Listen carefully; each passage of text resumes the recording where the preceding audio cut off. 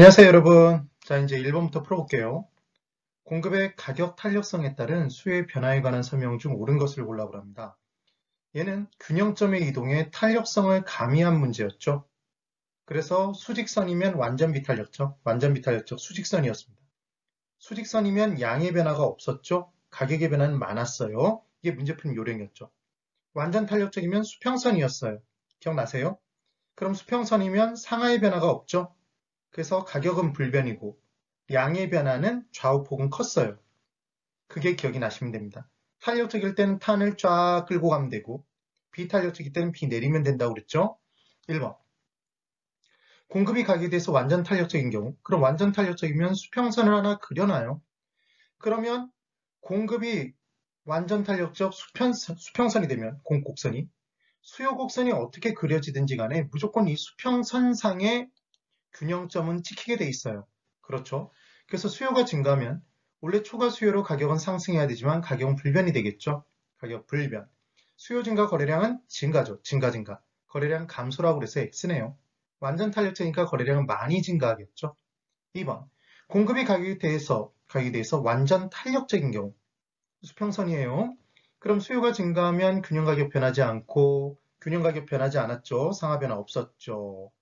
균형 거래량만 증가하면 증가한다. 5죠. 그래서 2번이 맞네요. 3번. 공급이 가격에 대해서 완전 비탄력적이면 수직선이잖아요. 수직선 하나 딱 그려주세요. 그럼 이때 공급이 수직선이 되면 수요 곡선이 이렇게 그려지든 이렇게 그려지든 이렇게 그려지든 무조건 균형점은 이 선상에 위치한다고요. 수직선상에. 그래서 양의 변화는 불변이 되겠죠. 가격은 수요 증가니까 많이 상승하겠죠. 수요 증가, 초과 수요, 가격 상승이죠. 기억하시면 돼요. 균형 거래량은 변하지 않는다가 됩니다. 정확하게 기억하시면 돼요. 4번. 공급이 가격에 대해서 완전 비탄력적이면 수직선이에요. 수요 증가하면 가격의 상승폭은 크죠. 가격은 상승하고 거래량은 증가가 아니라 좌우 불변이죠, 여러분. 양의 변화가, 반응된 양의 변화가 하나도 없는 게 완전 비탄력적 수직선이잖아요. 그게 기억나시면 됩니다. 그래서 균형 거래량은 불변인데 증가한다 그래서 X. 5번. 공급이 가격에 대해서 완전 비탄력적인 경우 수직선. 수요가 증가하면 균형 가격이 변하지 않는 게 아니라 많이 상승하고 균형 거래량은 불변이 되는 거죠. 꼭 기억해 두세요. 어려운 것 같지만 정말 쉬워요. 완전 탄력적 수평선. 양의 변화가 무한대인 거죠. 수평선. 양의 변화가 하나도 없는 건 수직선. 완전 비탄력적. 그것만 기억하시면 됩니다. 2번. 부동산에 관한 수요와 공급의 가격 탄력성에 관한 설명으로 틀린 것을 골라보랍니다. 1번. 수요의 가격 탄력성이 완전 탄력적일 때 그러면 지금 수요의 가격 탄력성이 완전 탄력적이라면 뭘 그리죠, 여러분? 수평선을 그리죠, 수평선. 그럼 공급이 증가하면 원래는 가격은 하락해야 되는데 수평선이면 가격의 변화는 없죠. 맞죠? 공급이 증가하니까 거래량은 많이 증가하는 거죠. 균형 거래량은 변하지 않는다 그래서 X네요. 2번. 오피스텔에 대한 대체재가 감소함에 따라 그럼 대체할 것이 적어지면 적어질수록 오피스텔 수요의 가격 탄력성은 작아지죠. 얼마 못 변하니까 기억하셔야 돼요. 그래서 탄력성에 가장 많은 영향을 끼치는 성격이 뭐라고요? 대체성이었어요. 그래서 대체할 것이 많으면 많을수록 해당 재화의 가격이 조금만 올라가도 해당 재화의 수량은 많이 감소한다. 대체할 것으로 많이 빠져나갔으니까 기억해 두셔야 됩니다. 3번. 공급의 가격 탄력성이 수요의 가격 탄력성보다 작대요.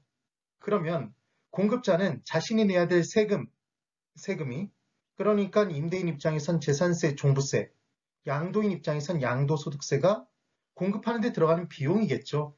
그럼 그 공급 비용이 증가하면 자기 혼자 부담하고 싶어요? 떠넘기고 싶어요? 떠넘기고 싶어요. 만만한 누구에게? 수요자에게. 뭐의 상승으로? 가격의 상승으로. 그래서 임대인은 대료의 상승으로 임차인에게 떠넘기는 거고요. 양도인은 양도가액의 상승으로 양수인에게 떠넘기는 거겠죠. 그때 떠넘겨지는 정도, 그래서 최종적인 부담의 정도는 무엇에 따라 달라진다? 수요와 공급의 상대적 탄력성의 크기에 따라 달라진다고 그랬었죠. 그래서 공급의 가격 탄력성이 더 작으면 공급이 더 비탄력적이잖아요. 그러니까 공급자가 힘이 더 약하니까 공급자가 더 많이 세금 부담을 하겠네요. 세금 부담이 더 크다. 맞죠? 그 다음 4번. 임대주택 수요의 가격 탄력성이 1이면 얘는 단위 탄력적이잖아요. 총 수입은 가격 곱하기 수량이었어요. 가격을 올리면 수요량 꼭 그만큼 감소, 가격을 내리면 수요량 꼭 그만큼 증가. 똔똔 쌤쌤 또이또이. 총 수입 불변. 기억나세요? 그래서 임대주택 수요의 가격 탄력성 1인 경우 1단은 단위 탄력적이라면 임대주택의 임대료가 하락하더라도, 그래서 임대료를 하락시켜도 저가 전략을 펼쳐도 총수입의 변화는 생기지 않는다고 했죠. 변화하지 않는다. 오네요.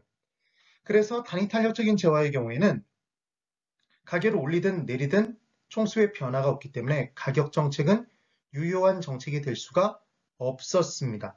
기억해 두셔야 돼요. 그 다음 5번. 일반적으로 임대주택을 건축하여 공급하는 기간이 짧을수록, 건축하여 공급하는 기간이라니까 얘는 생산하는 데 걸리는 기간인 거죠.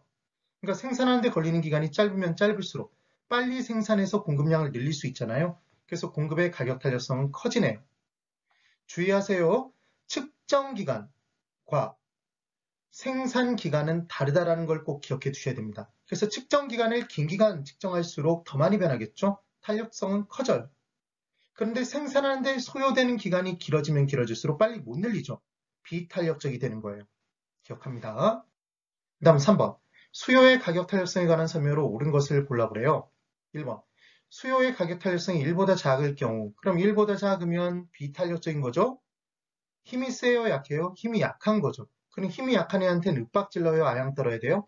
윽박지르겠죠. 가격 인상 정책을 펼치면 총 수입은 증가하겠네요. 그래서 전체 수입은 임대료가 인상됨에 따라, 윽박지름에 따라 증가하는데 감소한다 그래서 틀렸네요. 2번. 대체재가 있는 경우 수요의 가격 탄력성은 대체재가 없는 경우보다 비탄력적이 되어 대체재가 있으면 탄력적이 돼요? 탄력적이 된다고 그랬죠.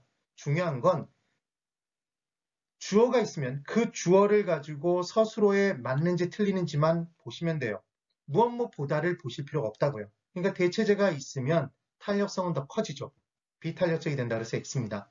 3번. 3번의 내용은 우리가 잘 모르는 내용이라고 보고 이제 4번을 볼게요. 4번. 일반적으로 부동산 수요의 가격 탄력성은 단기에서 장기로 가면 갈수록 더 많이 변하겠죠, 여러분? 그렇죠? 그래서 더 탄력적이 돼요. 그래서 X. 5번. 용도 전환이 변화였잖아요. 용도 전환이 용이할수록 탄력성은 더 커지는 거였죠. 작아진다고 해서 X네요. 그럼 지금 이 문제를 만약에 3번을 정확히 모르더라도 1번, 2번, 4번, 5번이 명확하게 틀렸잖아요. 답을 3번을 찍어주실 수 있어야 돼요. 자, 이제 3번. 우하향하는 선분으로 주어진 수요 곡선의 경우에 당연히 수요 곡선은 우하향하는 곡선이잖아요. 곡선상의 측정 지점에 따라 가격 탄력성은 다르다라고 돼 있어요. 얘를 점 탄력성이라고 하는데 점은 어디를 찍느냐에 따라서 달라요. 그냥 외울 때 그냥 이렇게만 기억하고 끝내세요. 얼굴에 점이나 있죠? 사람들 거의 대부분 점이 있어요. 점은 위치가 다 다르죠?